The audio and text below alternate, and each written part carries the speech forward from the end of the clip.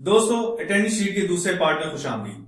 आज हम क्या सीखने वाले हैं? हम सीखेंगे आज काउंट इफ का फॉर्मूला। उसके अलावा अटेंडेंस शीट की बकिया की फॉर्मेटिंग करेंगे और सबसे इंपॉर्टेंट हम दो मैक्रो रिकॉर्ड करेंगे।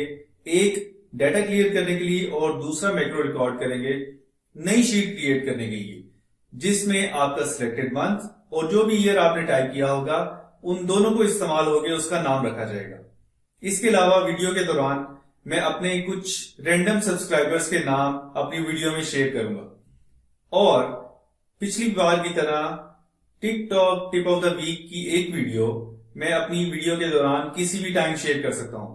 तो वीडियो को एंड तक जरूर देखें। और सिर्फ ये बता दूं कि जिन लोगों ने पार्ट 1 नहीं देखा तो पार्ट 1 का लिंक ऊपर आ रहा है। उसके अंदर हमने condition formatting, data validation, calendar creation, date formatting और पता नहीं क्या कुछ किया था, तो आप वो जरूर देखें।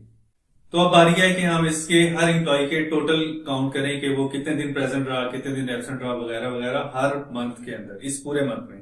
तो उसके लिए यूज करेंगे काउंट इफ का फॉर्मूला, क्योंकि हमारे पास एक कंडीशनल काउंटिंग है। पूरी रेंज दे देंगे यहां से लेकर एंड तक, और चूंकि कॉलम हमारे सेम रहेंगे तो F4 3 दफा दबाएं तो कॉलम्स हमारे फ्रीज हो गए, रोज फ्री हैं।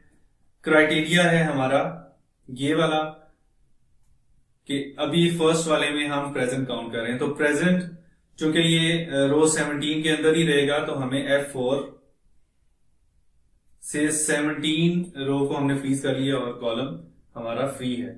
और इस तरह इसको ब्रैकेट क्लोज करके सारों में कॉपी करेंगे, लेकिन आपने सिर्फ सिलेक्ट करके राइट क्लिक करें और फॉर्मूला कॉपी करें सिर्फ।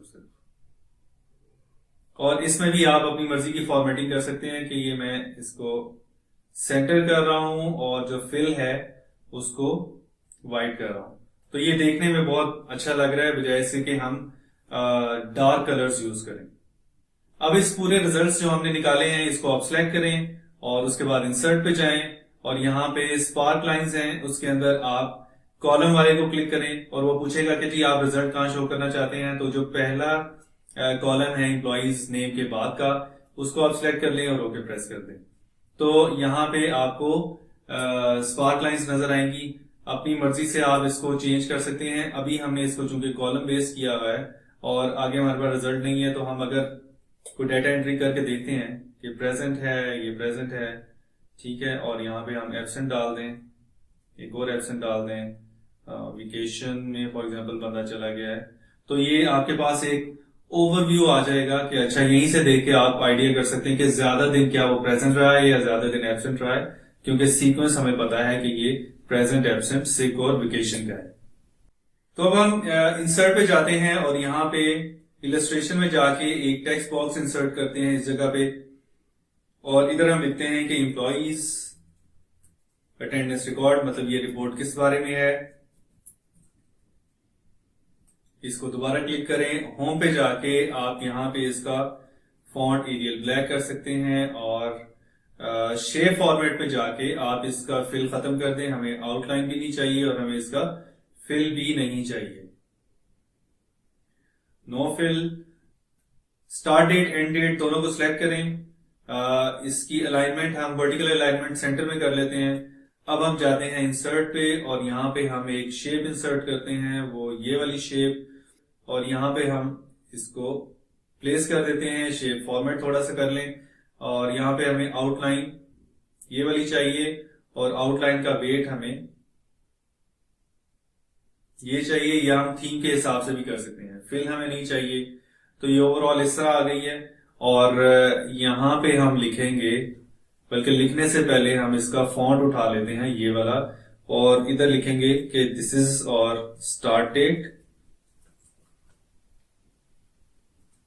इसको क्लिक करें और इसकी अलाइनमेंट भी आप सेंटर कर लें। और फॉन्ट के लिए हम इसी को सिलेक्ट रहने देते हैं और इधर एरियल ब्लैक कर सकते हैं और इधर हम इसको 10 पॉइंट्स पे रख सकते हैं। ये हमारी होगी स्टार्ट डेट, और यही हम डेट के साथ भी कर सकते हैं। एरियल ब्लैक और 10 पॉइंट्स, और फॉन्ट कलर हमारा ये वाला। तो ये हमारा स्टार्ट डेट होगी, इसी तरह हम एंड डेट को भी कर लेते हैं। इसको कॉपी करके यहाँ पे पेस्ट करेंगे, इसकी अलाइनमेंट ठीक करें और यहाँ पे इसको एंड डेट कर देते हैं। इसका फॉर्मेट सिंपल यहां से ब्रश से पिक करें और अप्लाई कर देते हैं। तो ये हमारा फॉन्ट भी अप्लाई हो गया। स्टार्ट डेट एंड डेट हमारी फॉर्मेट हो गई है। एक और हम इस शेप को कॉपी कर लेते हैं एक और बार, और यहां पे हम फिलहाल टेक्स्ट इसका खत्म कर देते हैं और एक आइकॉन हम इंसर्ट करते हैं। आइकॉन्स में आप कोई भी आइकॉन ले सकते हैं जो आपकी मर्जी का हो। इसको मैंने यहां पे इंसर्ट किया, इसका कलर वही रखा हुआ है जो थीम का कलर है। इसकी आउटलाइन का कलर भी हम अपनी मर्जी का रख सकते हैं, वो के ये वाला कलर है। तो ये हमारा हो गया। इसको 2 दफा क्लिक करें और लिखें टोटल एम्प्लॉइज।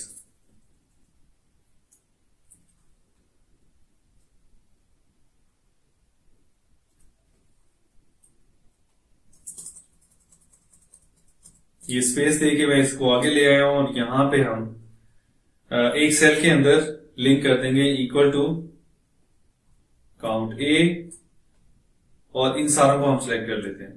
तो ये टोटल हमारे नंबर ऑफ एम्प्लॉइज हैं, 20 एम्प्लॉइज हैं। इसकी अलाइनमेंट भी ठीक कर लें और इसकी फॉर्मेटिंग भी ठीक कर लें।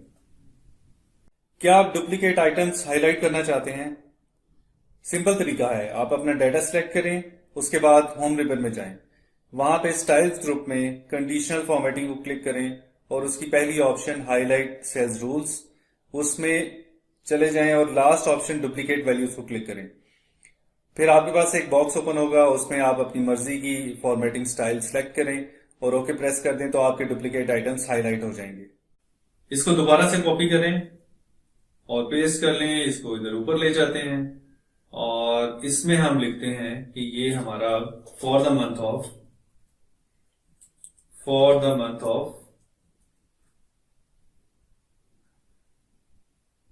थोड़ा सा इसको बड़ा कर लें ताकि उससे अलाइंड हो जाए और इसको हम पीछे भेज देते हैं।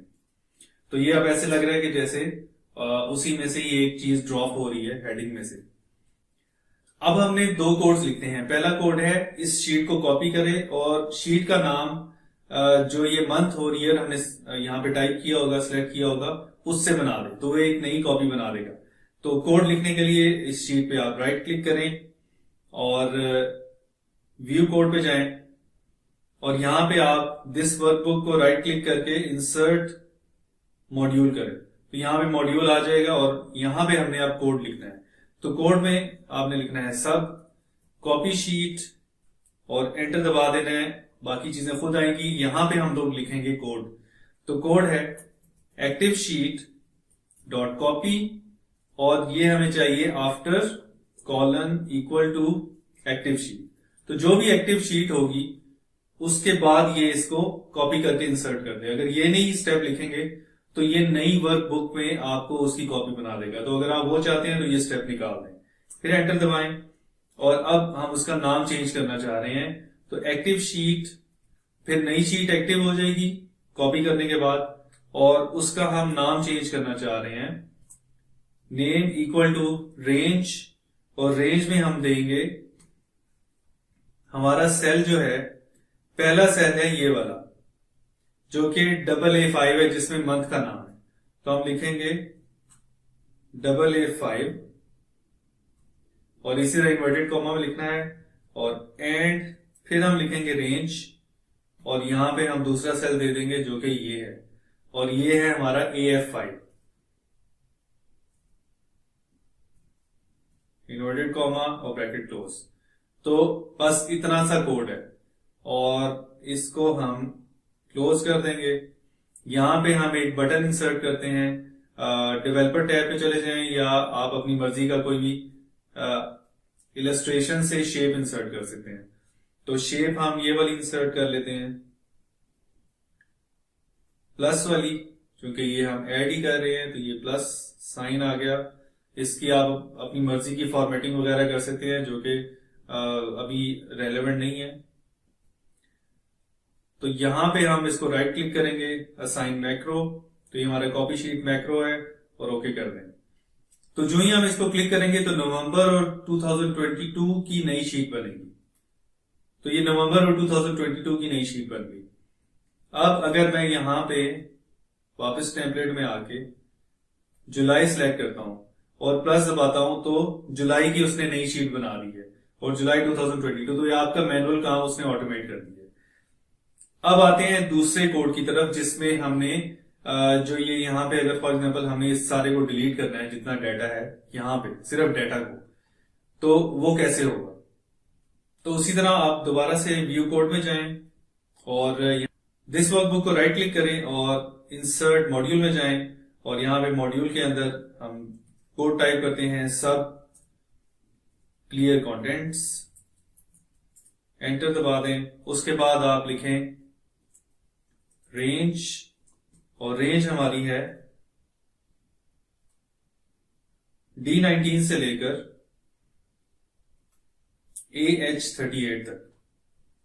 सो D19 AH38 डॉट सिलेक्ट और यहां पे हम लिखेंगे सिलेक्शन डॉट क्लियर कंटेंट्स और इसको हम क्लोज कर देते हैं। एक और शेप इंसर्ट करते हैं, इंसर्ट में जाएं और अपनी मर्जी की कोई शेप इंसर्ट कर लें जिससे आप कंटेंट्स क्लियर करें।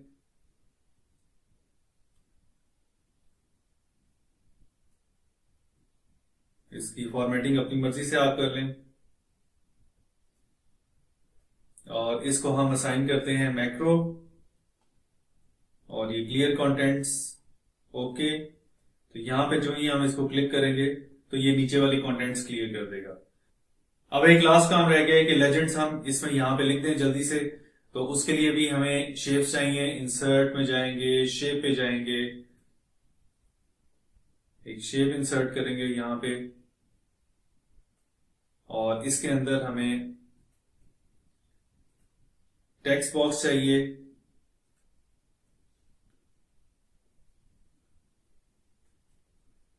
इस टेक्स्ट बॉक्स में हम लिखेंगे A फॉर एब्सेंट,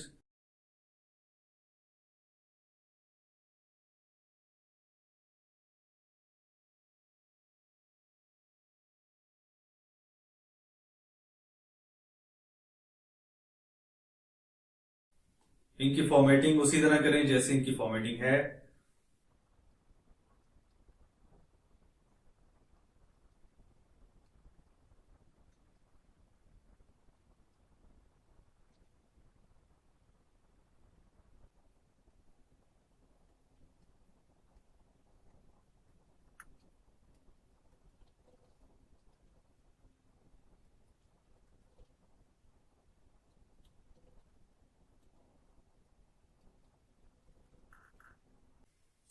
आप जब अपनी किसी फाइल के अंदर मैक्रो लगाते हैं तो उस फाइल को सेव करते हुए आपने उसको मैक्रो एनेबल जरूर करना है, वरना नेक्स्ट टाइम पे मैक्रो नहीं चलेगा।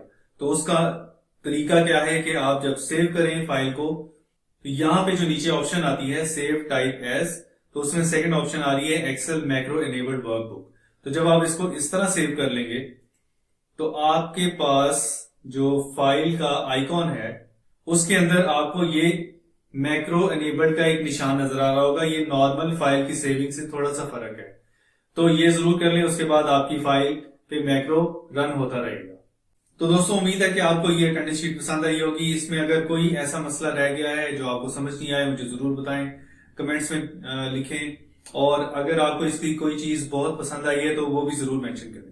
और अगर आज का वीडियो फॉर्मेट आपको पसंद आया है और इस तरह की सरप्राइजेस आपको अच्छे लगे हैं तो ये भी जरूर बताएं, आइंदा भी इसको कंटिन्यू करेंगे। अगली वीडियो में फिर किसी इसी तरह के नए टॉपिक के साथ जरूर मिलेंगे। तब तक के लिए अल्लाह हाफिज।